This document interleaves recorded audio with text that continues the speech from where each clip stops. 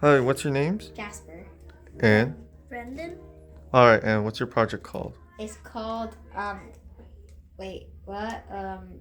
aim for it. And now what does this do?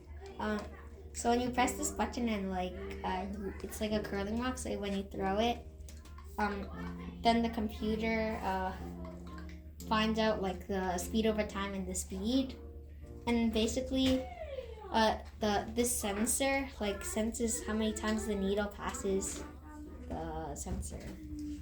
Alright. Can we see it in action? So as And then, and so Brendan, can you explain to me what this is? This shows the speed. And then what does the graph show? This shows the speed over time. The speed over time. So did we go faster or slower? Faster. Faster. Alright. Okay, thank you so much.